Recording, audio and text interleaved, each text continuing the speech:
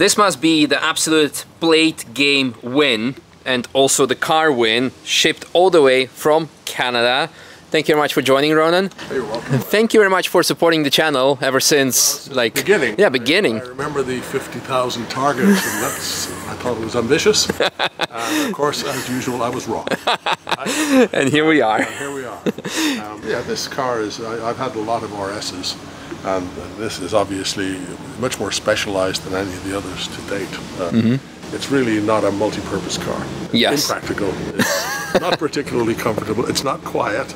It's a terrible car for a weekend. It has got one purpose. Yeah. Going on the track. That's Yeah. its only purpose. Although it's more suitable for the street than EU models, because Canada and US do not allow cage, so you can actually put like an umbrella and all kind of stuff inside. Yeah, so put your you can't bend the seats. Yeah. So that's fine. I mean, you buy, you know what you're doing when you buy it. I have other RSs which are very different. You know, my 997 is fully available for a weekend. It's a standard shift, and the 991 has also got plenty of space. This, but that's okay. Yeah, you don't have the frunk like in the previous models. No, there's nothing. But it is, however, an absolutely brilliant driver. I mean, what it really has is, if you want to go on the track, it's a better car than I'm a driver, for sure. Yeah, it's a better car than anything out there, especially for this track. Yeah, so for me, you know, I'm not trying to find its limits. It's finding my limits. Yes. There's no question about it. And I'm happy with that. I mean, I think it's, you know, it's a very special car, in my view. The other thing is, the reason I come here is Porsche and the Nürburgring are very deeply connected. Absolutely. This is where they've been developed, this is where they were born in many ways, and it feels better to be back here with a car that is really home. Yes. And of course, there are dozens of them here. So if you're looking to, if you think this is a rare car, not here.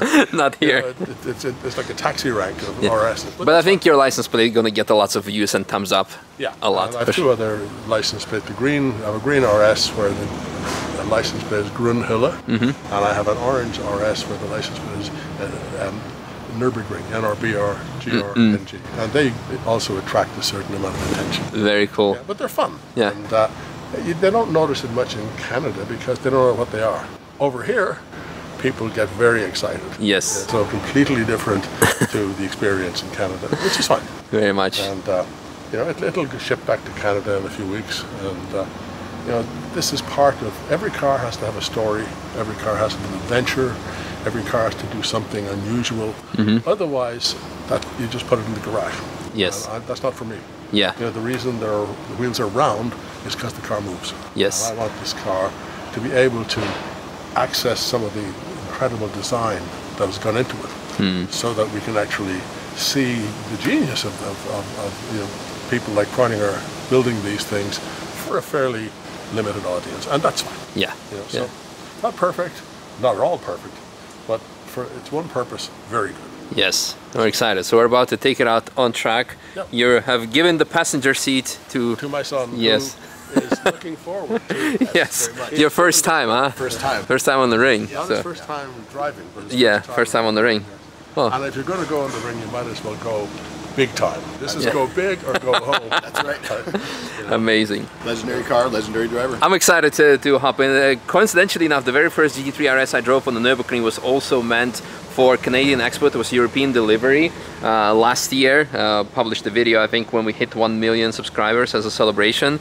So now we're 1.5 million further, so another celebration point with Canadian GT3 RS. So Ronan, thank you so much. You're most welcome. If you see username RMCG106, I think is her name on YouTube. 109. 109. Yeah. That will be me. Yeah, that will be him. So yeah, definitely. So yeah, let's hop in, do a lap. Very Enjoy. excited. Thank you so much. Thank you. And you care. too afterwards as well with this car. Yeah.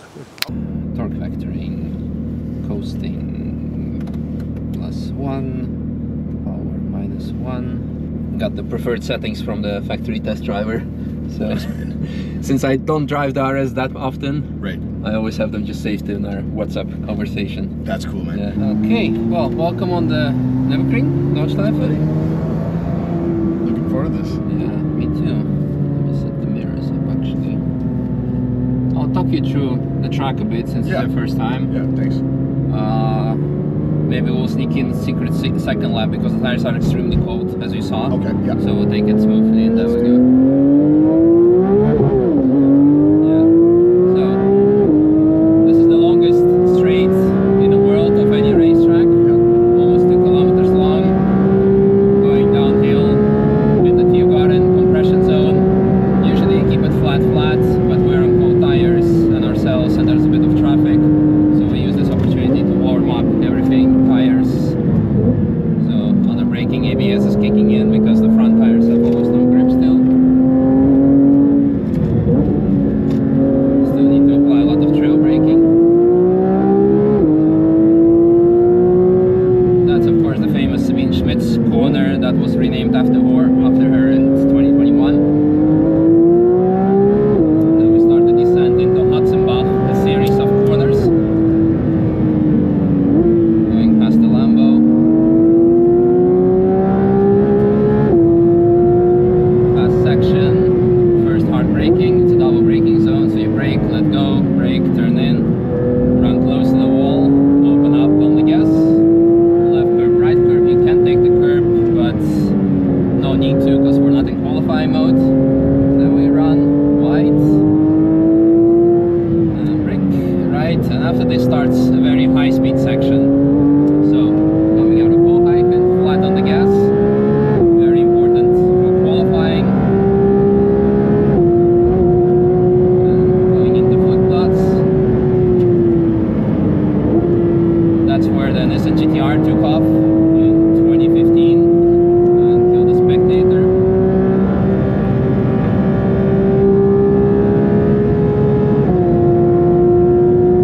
Very high speed section.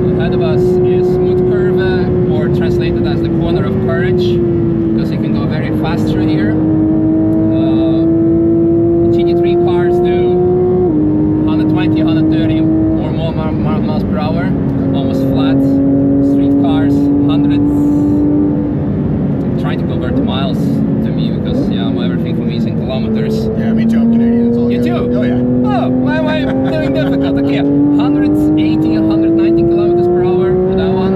And now comes, of course, the famous carousel. So, going into it. And then, I'm on the gas out. So, the last finishing part of the ascent. Usually just lift through here, but the tires are still a bit on the cold side. There again, a left curb, a right curb. Then you've arrived at the second highest section of the track, because the highest is actually where Sabine Schmidt's corner is at the beginning. But from here you start going downhill again. And it's extremely exciting section, at least for me, because it's a combination of corners, going left to right, lots of bumps, jumps, lots of curves. Here you have a very famous Wippermann curve, where you go through it. And after that also lots of jumps. It's important that your car is up to temperature. And from here actually the cars usually start, the tires become actually a bit too hot. And you need to watch out to actually not to overdo it.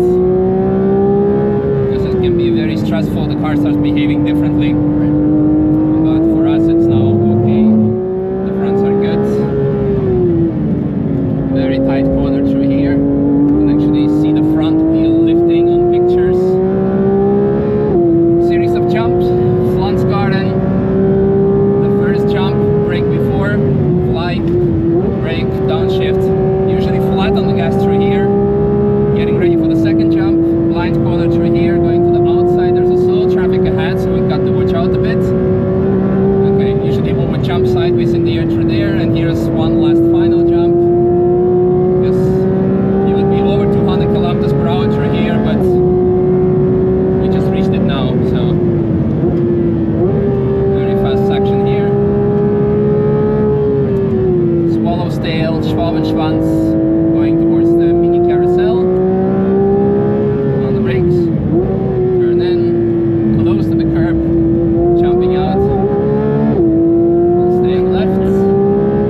The last corner of the track, or a series of corners, tiny bit of braking, right curb, left wide sign, 186 where the fence is, lift a bit, close to the curb, and at the curb we go flat out to the outside and running wide. And that's it. And always important to slow down, cool down the brakes, that you don't mess up the car completely. Now the beauty of the RS is that it has so much downforce, and because of that there's lots of air coming through the front. It has lots of front air grip. So the temperature went only up by 30 degrees Celsius on the front, but the pressure is only by 0.2. Whereas with usual cars, it's like half a bar or more, whatever that is in PSI. So it's actually makes the car very stable. It's good for the longevity of the tires and the brakes because they are being kept cool. So, yeah. Fantastic. Want to sneak in one more? Absolutely. Yeah? Okay. I think your dad wouldn't mind. I think he's stoked. Yeah, cool. For sure. Yeah. He took me around on a couple laps to just show me around, but then he insisted that I do something like this. So. Nice. Yeah. Very cool. Yeah, let's hop in. Let's see if someone will have a time pressure gauge for us. I'll just drop it to the setting. For this one, I can just shut up so you can enjoy. Oh, dude, you can fucking talk whatever. I usually am just quiet and driving, so. I enjoy it. I love the walkthrough, but.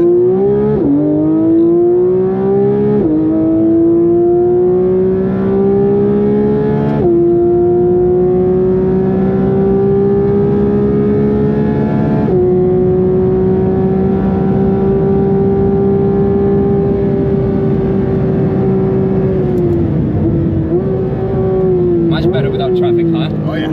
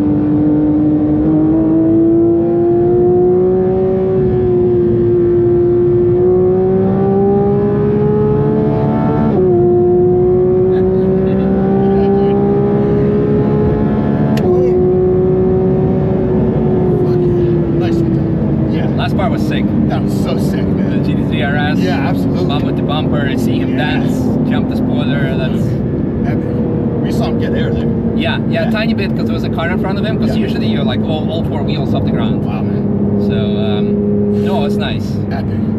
Good to see you. Fabulous. And we're doing insane speeds, and I don't know for you, but for me, at no point I felt like, oh fuck, that's like on the limit. Hey, with you behind the wheel, I'm good. Whatever you want to do, okay? Yeah. So, but that was great. That was excellent, man. Yeah, no, Thanks so much. Yeah. Yeah, thank you guys. Yeah.